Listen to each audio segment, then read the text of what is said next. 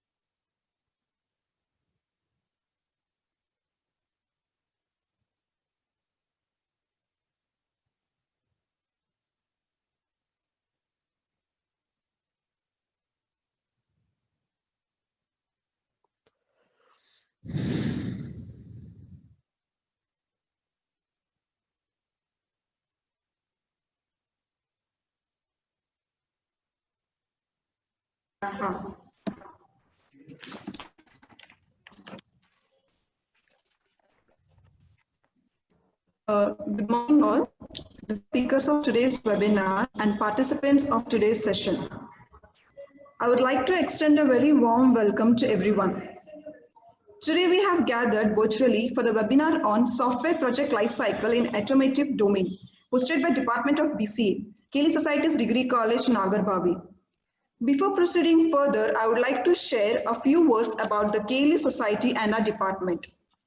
Karnataka Lingat Education Society was started in 1916 and occupies a very special niche in the field of education, and now has grown into a large institution that encompasses an autonomous university and over 270 institutions spread across the country.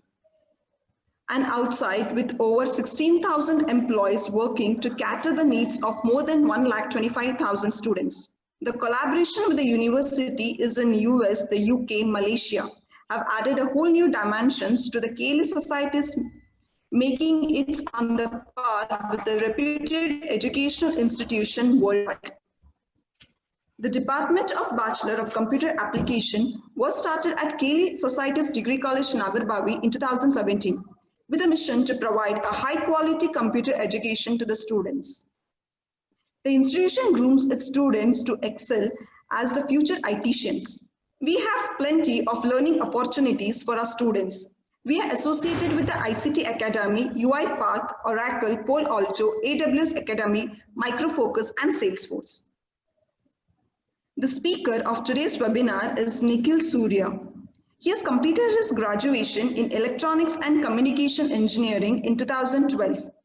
After graduation, he has worked for the organizations like TCS and Magneta Marelli, and currently he is working for Osram Continental. His area of work is mainly related to the automotive domain, worked on the products like the airbag system and lightning systems. His roles includes the validation of the software, both manual and automation validation. I welcome you, sir. Thank you, now Shweta. I request you to start with the session, sir. Yep. Hello, everyone. Very good morning. And thanks, Shweta, for giving such introduction on me. Okay. Already Shweta has introduced about me and nothing more to say about me. So let's dive into the topic directly. Today, I will take you all through the basic overview of software project lifecycle, which we follows in automotive domain.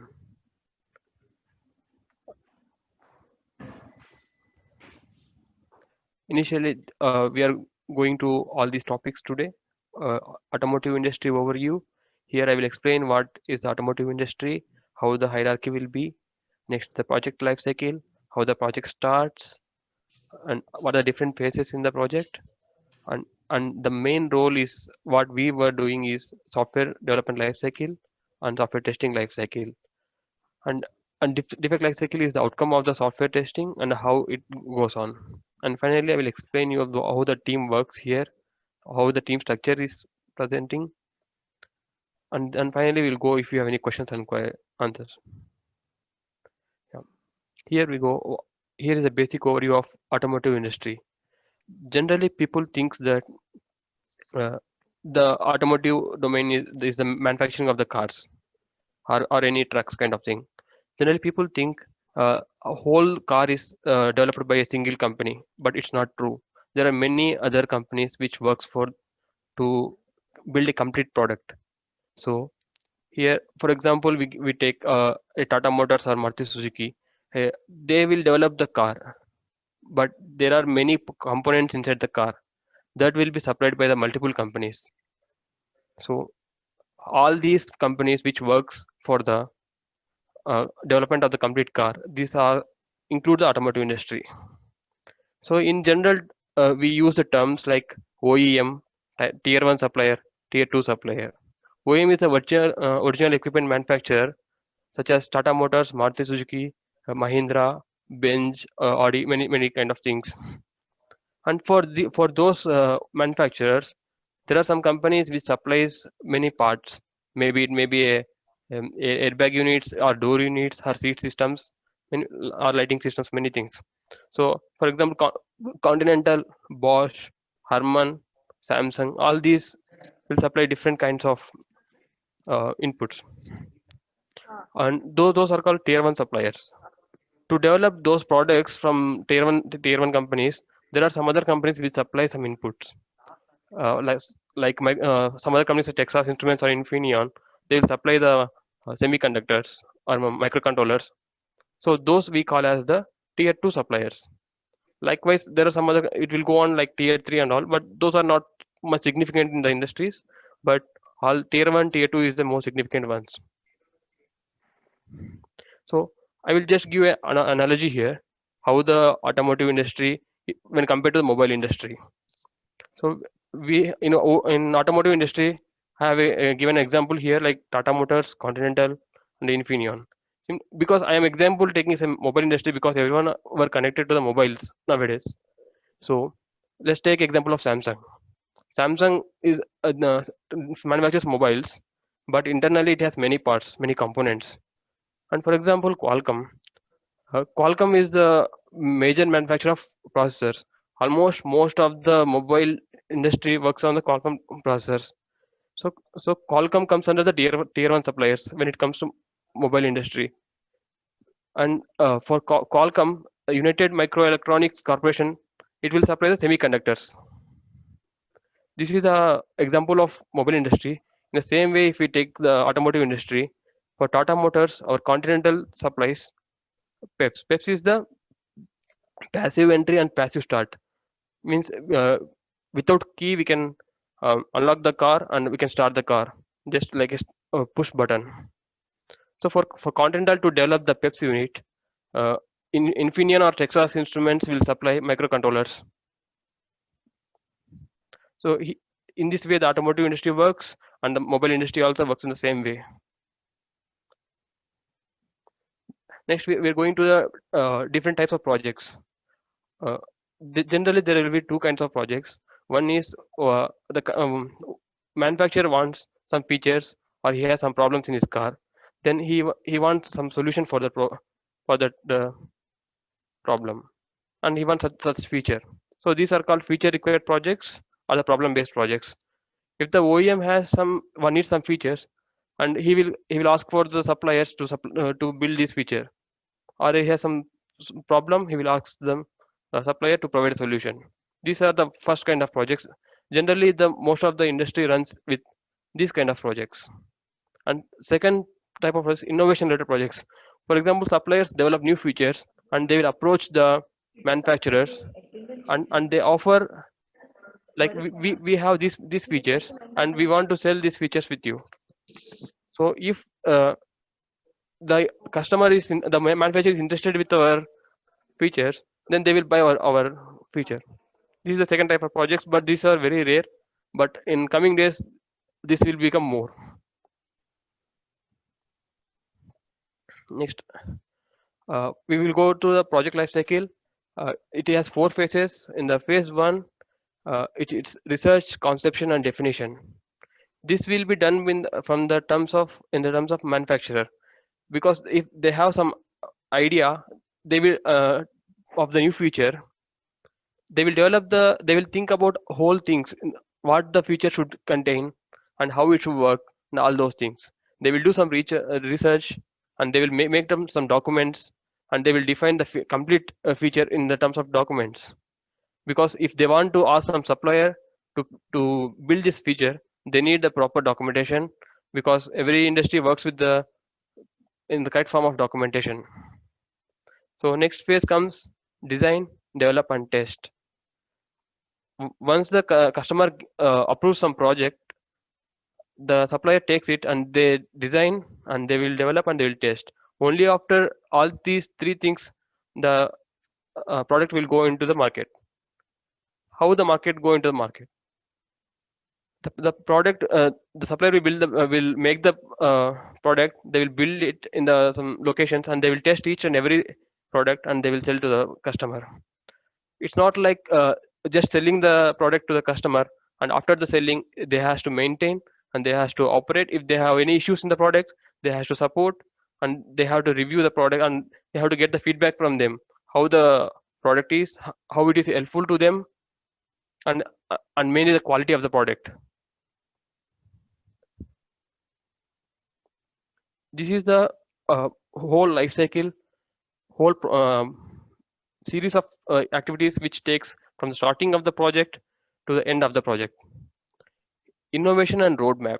We have here where the manufacturer will decide all the features which he require in a particular product, and once he is finalized, it is called as gate 10. Here we have the different terms like gates and M's. G is in terms gates, and M is in terms of material. First is the G10. G10, the manufacturer will create the opportunity, and then once he is clear about what features does he require, then he will invite the suppliers to participate in the quotation. Because once the manufacturer gives idea, there will be multiple suppliers, tier 1 suppliers. They will participate in the quotation. They might be interested in doing this project, but the final decision to whom the project should be awarded will be the decision of the manufacturer. That depends on multiple factors like quality of the product and the previous relation with the supplier, and cost issues and quality issues. All these things comes into picture, and in G20, the manufacturer approves the quotation, and then in M25 the customer decides to which supplier we have to give the project, and by M30 it will be awarded to the particular supplier. In between M30 and G40, the manufacturer will give the complete documentation of the complete product, and what he defines over there what he is expecting from the product finally, and how it gives value addition for his car actually. So from in between M30 and G40, it will be some huge span, because the customer should explain it in a good way, and the supplier should also understand whatever the manufacturer conveys. So once the final concept is approved, then it comes to the supplier. From G40 till M60, this is the most critical phase, because all the design, either it may be a hardware design or software design, and testing should be done in this duration. Generally, this development duration will be the huge duration in the overall life cycle of the project, because it has multiple cycles, multiple releases to be done, because all the features cannot be implemented in a single shot. So we have break it up into a different releases so that uh, to find to show the improvement in the quality, we have made all these things. It's not the we, but it's the complete automotive industry. We have some particular guidelines to follow all this process. We call it as airspace level, which is very crucial in automotive nowadays. In the G40, the final concept is approved, and in M50, the design is defined. All these uh, design which is defined should be developed and tested parallelly. And by G55, we can think that design is stable, and there will be no more major changes to be done. And by M60, all the design is validated. Either it can be a software or it can be a hardware. Both the things should go parallelly. And from M60 to G70, there will be a minimal changes. We can say it's a negligible changes. Only the major, if there is any critical change, then it should be taken as considered as very critical change, and there will be some different process to handle over that. So generally in this process there will be no much changes, but from here the production will be started. From G70, the documentation whatever you have done so far should be proper and should be handed over to the plants where the samples are manufactured, and this will be reviewed from in between G70 and G80. All the documentation will be reviewed by certain laws, because every we automotive industry has certain laws. We need to meet the all standards. So this will be done, and from G80 the production of the samples will be started. Until M90 the production will be completed, and uh, and G100 the series production, because initially we produce to till certain level, and then the production continues, and then production ends at G100. And G110 is the closure of the project, because by the whole time this is completed, the customer may be required for some other new features. So for the existing model of cars this is sufficient, and maybe for the new generation of cars he will ask for some other features. So this is how our whole project life cycle will continue. Next I will go into the software development life cycle, which we majorly do in our day-to-day activities.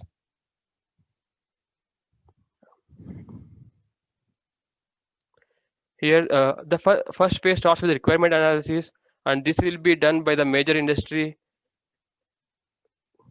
and this will be done in the major industry. Sorry. Requirement analysis is the crucial part where the requirements or the documents received from the manufacturer will be analyzed, and we will decide how the analysis will be, how the product should be, how the feature should be, and what are the dependencies, or and cost also we will decide over there, whether we can complete the project within the specified budget and specified time, and what are the risk, and what are the law, whether we are going according to the law. All these things will come under requirement analysis phase. This will be done by the senior members in the team, because this is a crucial phase, and because every requirement should be clear, because if we misunderstand one of the requirement, and it will impact a lot to the entire project. This initial stage, so we should be very careful in the requirement analysis. And next we will be in the defining the from the requirements which we got from the customer. They will break down into the multiple modules, because different features cannot be clubbed together. So they will prepare some documents which is internal to the company. So the outcome of the defining phase is the software requirement specification, and those software requirement specification will be passed on to the next team, which is handling the designing phase. Designing phase will be done in the high level design and low level design.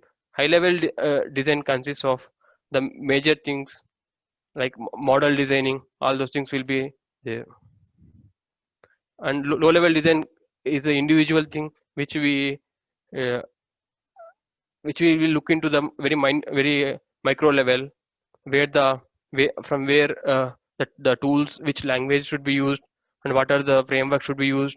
All those things will be in the designing phase, and the coding phase, where the this will be done by the software developers. They will develop the software, uh, and they will interact with the whole team, because there are dependencies in between each module. So coding phase is the very crucial phase, because it comes, because this will not be shown to the customer, but it plays a major impact in the overall functionality of the product. So after this coding phase, we will go to the testing phase, because whatever the code the developers develop, it should be tested to improve the quality of the product.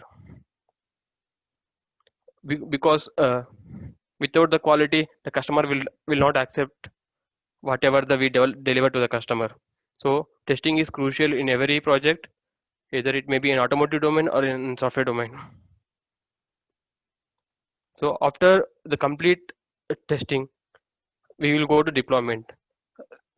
Once the testing is approved, only then we can go to deployment. Be- because once it is deployed, it can be used by, initially it will be used by a certain group of people, not the whole system, whole users. Because if there will be some kind of issues like which cannot be tested, or which cannot be found out during the phase of testing, those kind of issues will be resolved initially, in the stage of initially given to some set of people. Thus, in the general terms, we call this a beta version, because this will be limited to the particular people. If they report some issues, and that will be fixed in the initial stages before going into the complete live production. So then once it is all the issues were fixed, then we will go to the maintenance phase. Even during the maintenance phase, we will get some kind of issues. Those will be, I think those should be the very minimal issues. If it is the major issues, then it will be a big risk to the project. This is how the software development lifecycle works. And in this whole software development lifecycle, um, the we work basically on that. I work basically on the testing part. So I will go somewhat deep into the testing lifecycle also. In the testing life software testing lifecycle, the analysis phase is nothing but the requirement analysis phase, which is same as the software development lifecycle. Because both the testing team and the development team should be in the same understanding of the requirements. Because if the developer understands one requirement in a different way and the tester understands a different way, there will be clash in the understanding. Then there will be a deviation or in the particular feature. So they should be on the same page while analyzing the requirements, understanding the requirements. During this analysis, here we need to make the different kinds of documents. Means particular requirement can be tested or not, because there are multiple kind of requirements, which are functional requirements, non-functional requirements, and safety requirements. Basically, the safety requirements are very crucial, and which cannot be neglected. And we need to prepare uh, traceability matrix also, where each and every where we can find out each and every requirement should be covered under testing. If we leave any other requirement for testing without tested, then it may impact on the whole project. Next is the planning phase. In the planning phase, we will decide within how many days we should complete the um, testing, and how many resources are required.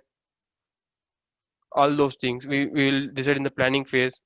And in the designing phase, we will design the test cases. Because once the software is released, I told you there are multiple, we break the development into multiple releases, multiple breakdowns. So this is a continuous cycle. Once the software is released, then we at the time we can't go through the requirements and test each and every requirement. So we have a time, we have to dedicate some time for designing the test cases. Once the software is released, we can directly go through the document and we can test it. We have a already predefined test cases which we develop in the designing phase, and then we go into the execution phase. In the execution phase, whatever the test cases we designed in the design phase will be executed. Means we will test either in the manual and the automation. Nowadays, automation is becoming more popular using some tools like Selenium in the software industry.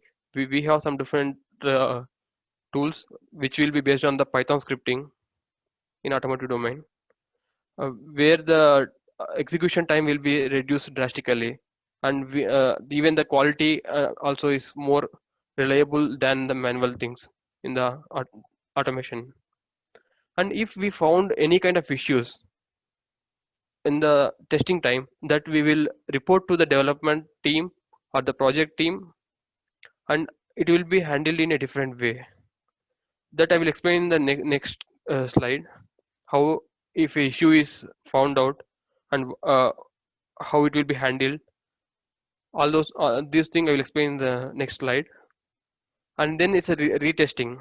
Means uh, once the issue is we found the issue, and it will be fixed by the development team, and it will be retested again to make sure the issue is not present now, and due to the fixing of that issue there should not be any other new issues. We need to confirm this by testing again, because there may be some changes. If you uh, change some line of code in your code, uh, then there may be some other issue maybe pops up. So we should avoid all those things. So these things we will do in the retesting. And once the testing is completed, we should make sure that no other issues should be found, and then we can close this activity for the particular release. Likewise, this continues. How many, if we divide into some n number of cycles, this testing should be done for n number of cycles as well, because on the at the end we should deliver the quality product to the customer. That is our major concern. Next, I will explain you about the bug life cycle or defect life cycle.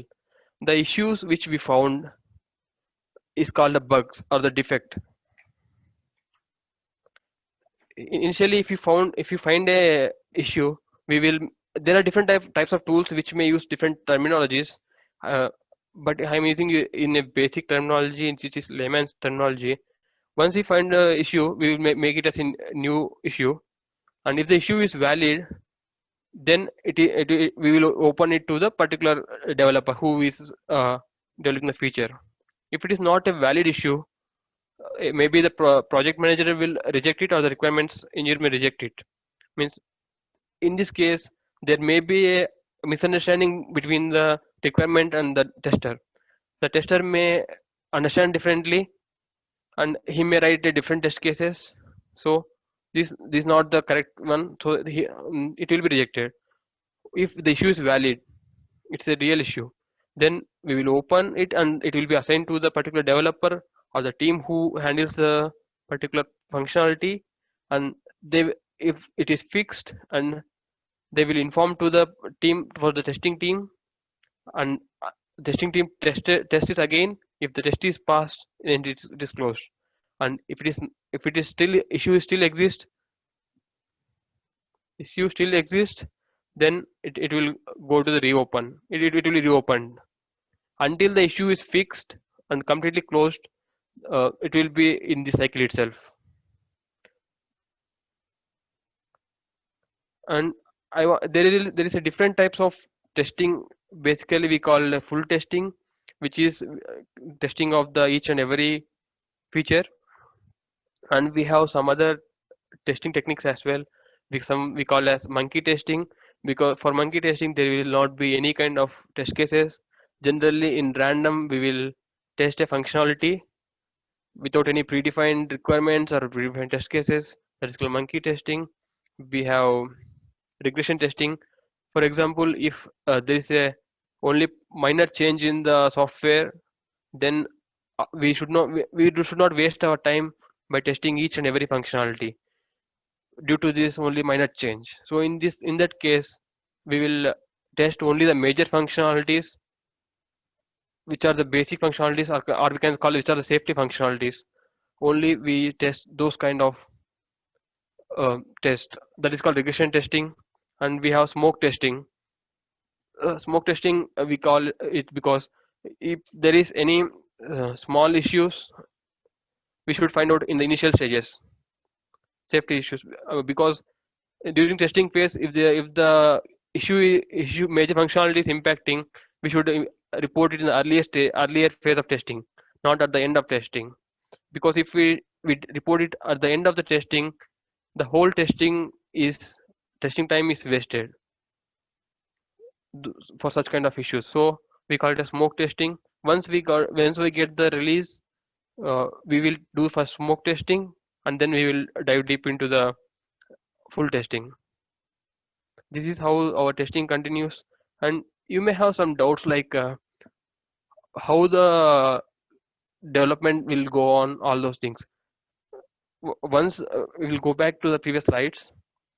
In the designing phase, the team will decide what kind of tools we should use. Either it may be which configuration management tools or IDEs. Maybe you may have idea about IDEs like Eclipse, NetBeans, or some other IDEs.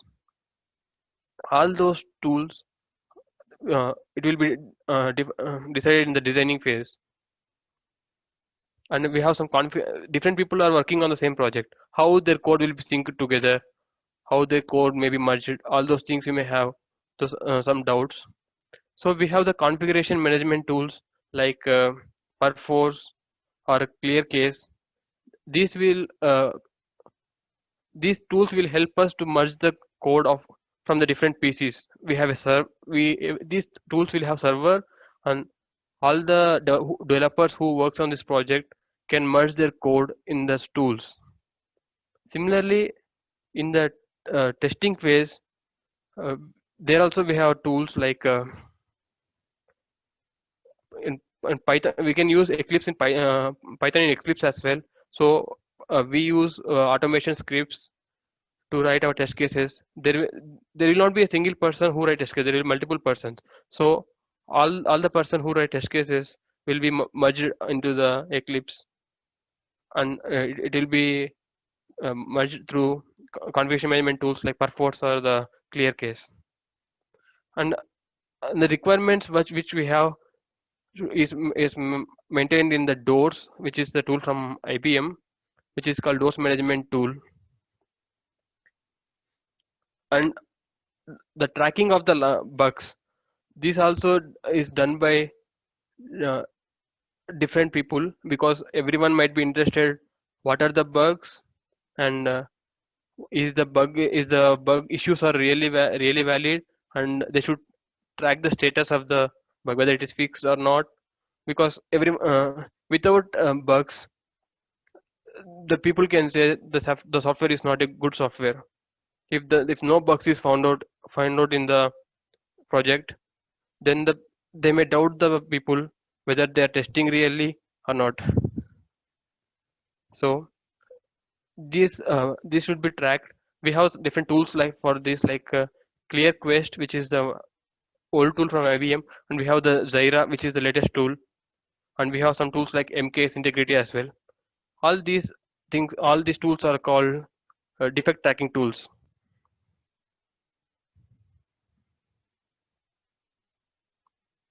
And finally, I will explain you the team structure, how we follow over here.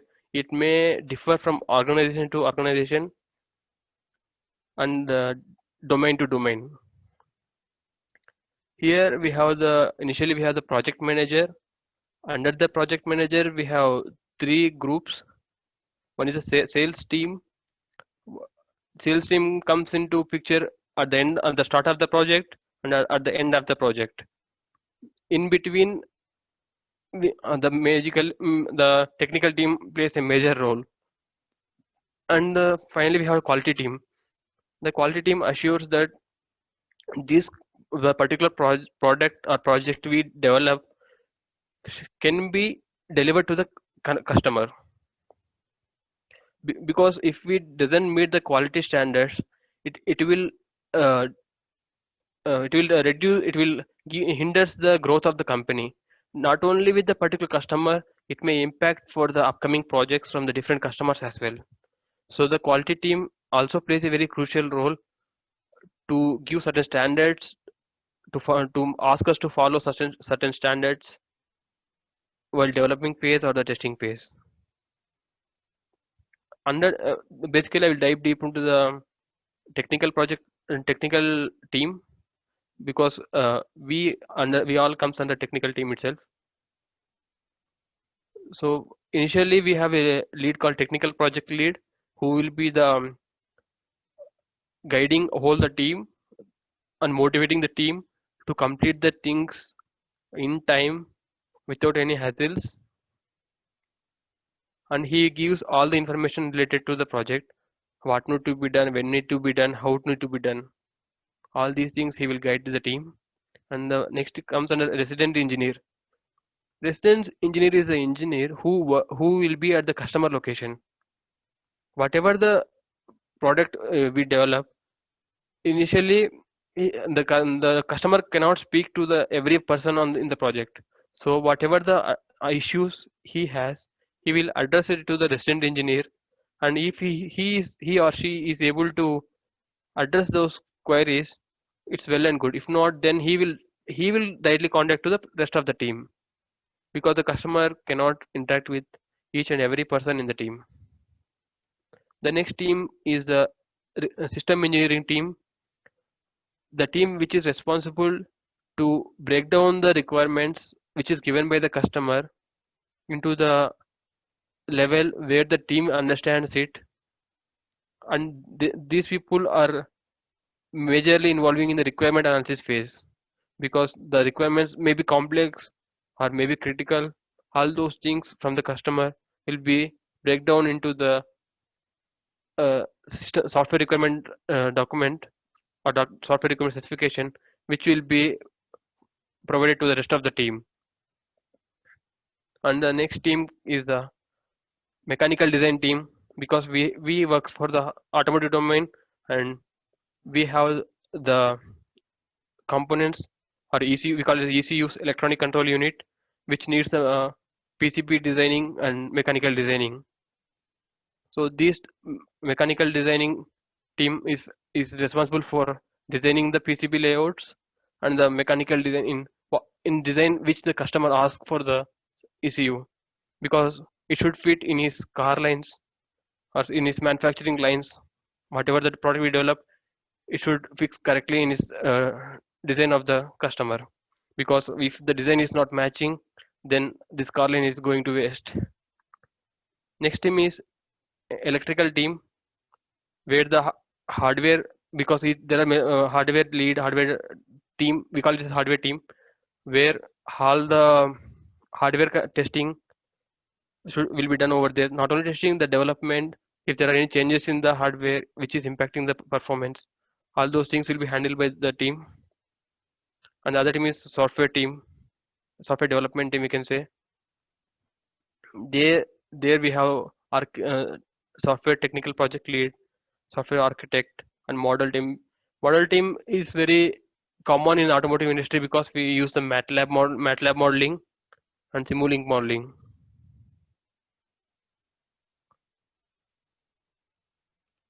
So software team is very crucial, because they develop the whole the features in the software.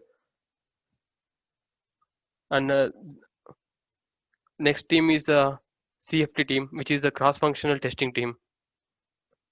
Because whatever the work done by the previous all teams will be tested by a CFT team, which is like deciding that the product is of good quality and there are no issues. And it can be, they are the persons who are capable enough to judge whether the product can be used in the car line or not. We have a test manager, test architect, vehicle test engineer, and system testers. vehicle test, I want to explain you what a vehicle test engineer. Whatever the product we develop is we are testing is as a our single project, single product. But vehicle test engineer will test this along with the all other components in the car. Whatever the product we develop, that will be installed in the car along with the other all other products developed by the same company or maybe the different company. In even in that case, the performance of our product should not be hindered, should not be obtain any deviations. So uh, this kind of test also will be done at the customer location. This is how a project works and the whole team works. In each and every phase, the commitment from the team, the coordination of the team is very important because a single person cannot handle the complete project. So whatever the product is developed, it is based on purely on the teamwork.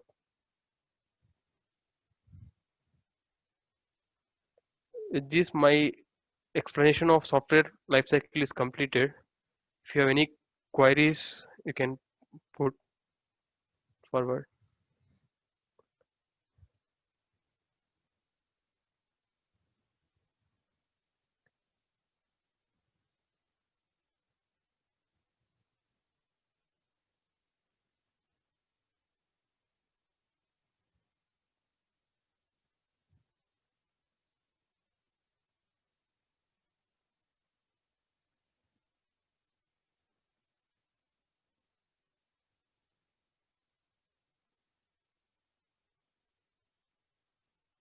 Thank you, sir.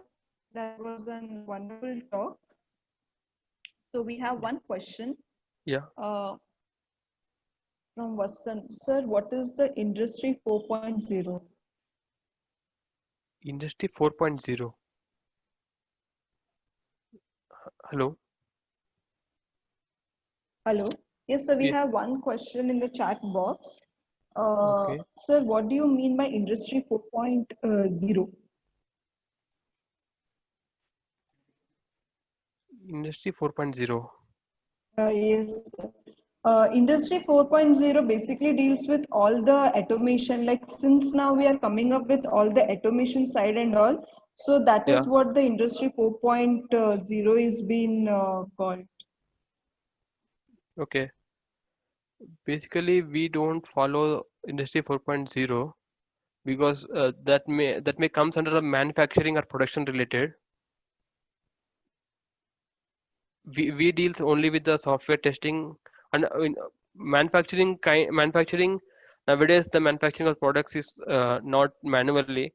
For every manufacturing of the product, it is automatically decided by some particular robots. Once the product is developed, um, then it will be each and every product should be tested.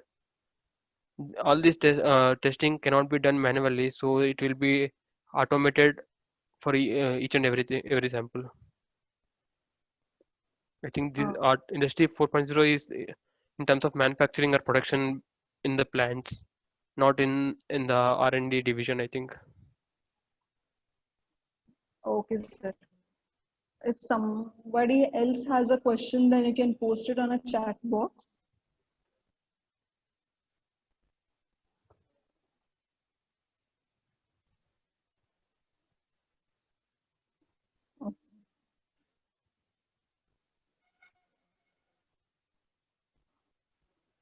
Okay, thank you, sir, for the wonderful talk.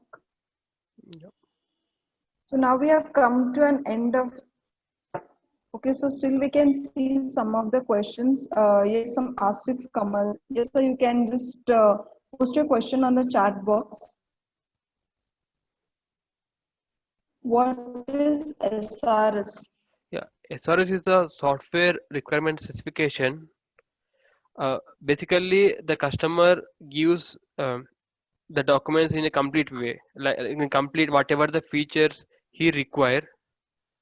Uh, that is given by the customer, and then the team here, like a system engineering team, they will break down the requirements in a way like some requirements are related to the hardware kind of thing, and some related to the software kind of thing.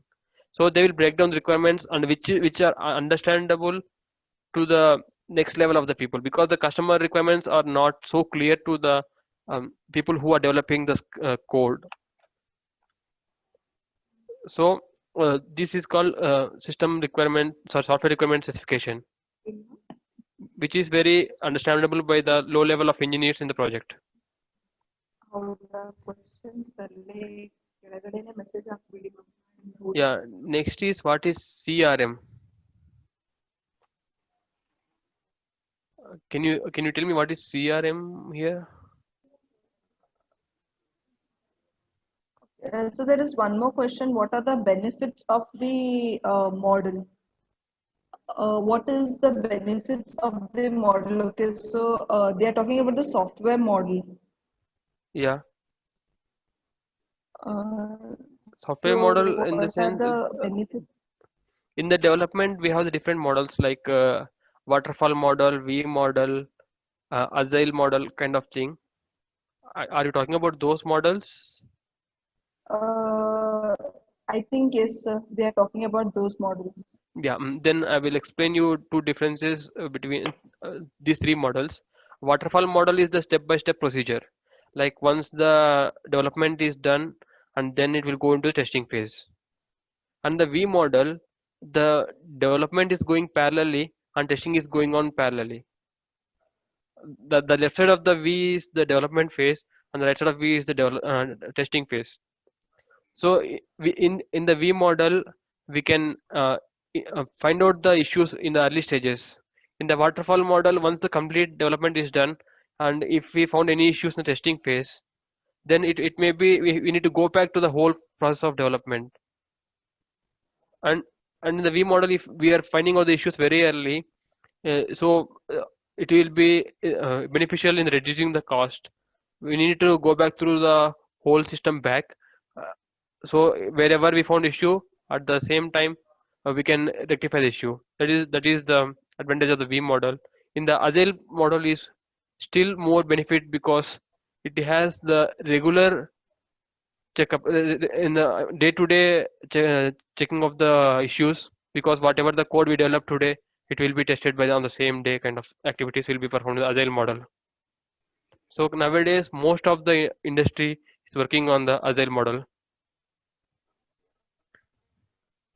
The customer relationship Okay. management. Okay, Yes, sir. customer relationship CRM. management is it is like making the good relationship with the customer, not only in terms of uh, like talking each other to the customer, but the customer also will be interested in the regular progress of the project. He is not like I have given the project and you should deliver it in this timeline. He also will be interested in the mm, intermediate breaks. Suppose he for the particular time half of the time he was expecting I want to review my product once. At that time the supplier should be able to provide the current status of the project with transparency, because some suppliers may not provide the feedback in with the transparency. So we need to maintain the good relationship with the customer in each and every phase of the project.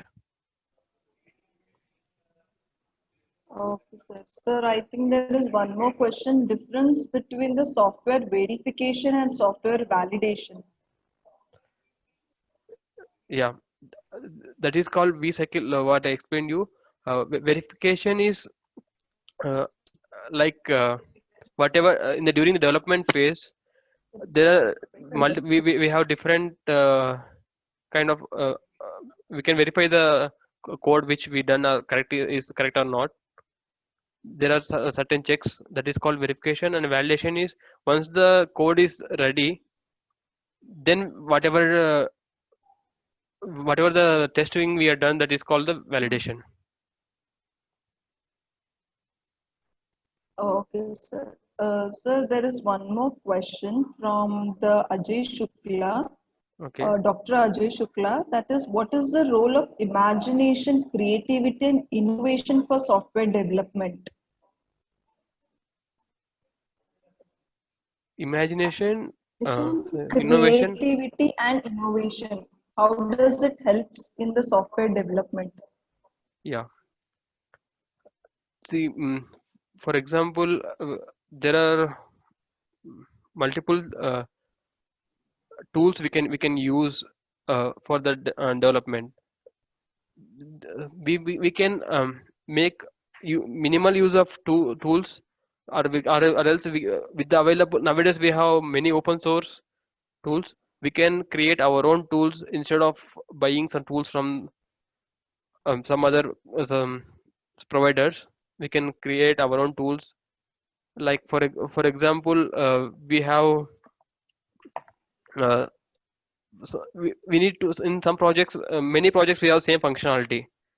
So we cannot copy the code from the same from different customers. So we can create some internally, some some based on the functionalities which we provide with available with the available sources. We can create our own base functionalities, and then we can use our ideas which we have to create all those things. Okay, sir. So there is one more by Asif Kamal. Yeah. What are the benefits of computer-aided software engineering? What is the benefits of computer aided software engineering? Maybe I have no idea regarding this. Okay, sir.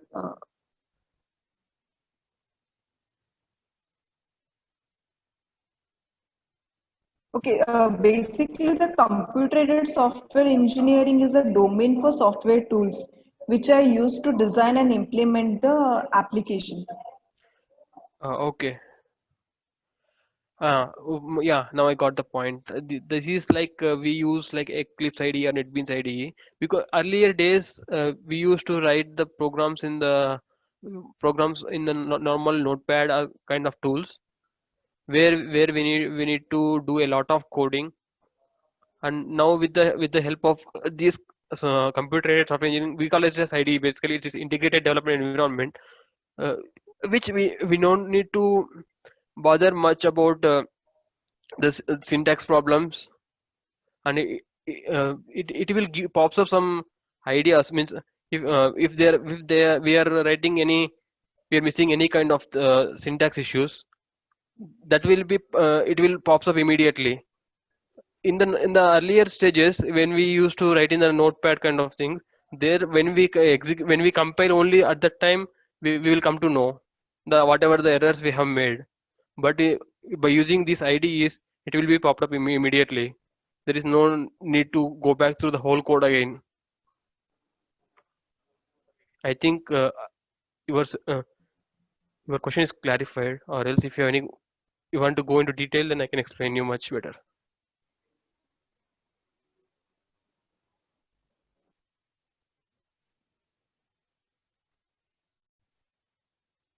Okay, so some more, anybody has question, then you can post it in the chat box.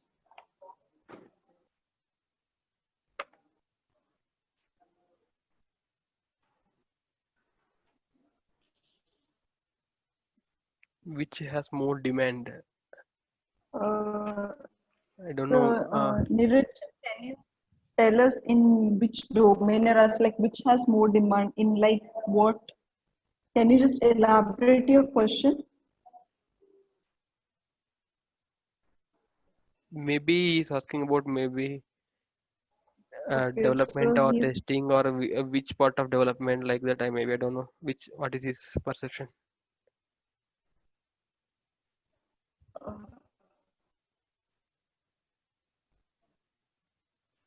so his question was related to customer relation management. So development with or without coding. Okay, sir. He's asking which is more in demand, development with or without coding. Basically, the development is with coding. What I understand is without coding, we have very minimal kind of applications. So basically, as per my knowledge, I can say development with coding is much preferable. Okay. Which testing techniques is used in industries? Okay, sir. The Mohammed Asif Kamal has one question telling Hmm. which testing techniques is used in the industries. Which testing techniques? Basically we use normal regression testing and full testing. Basically, we use those things. And smoke testing is very rare. We use very rarely. And monkey testing is depends upon the time of the project.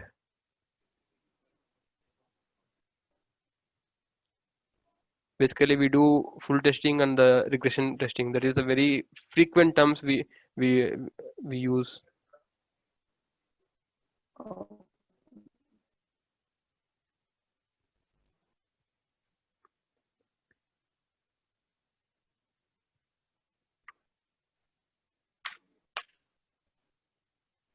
so any other questions?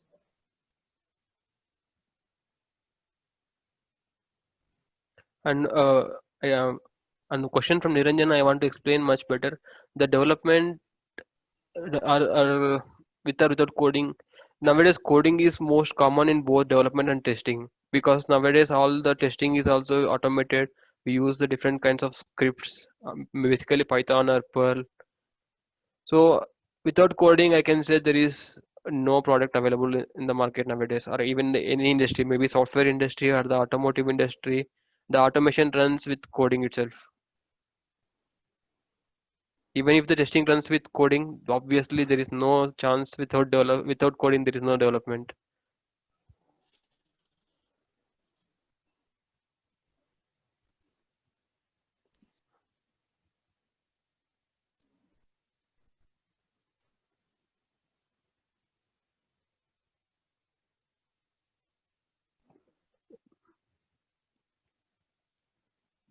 Okay, so let's end the session.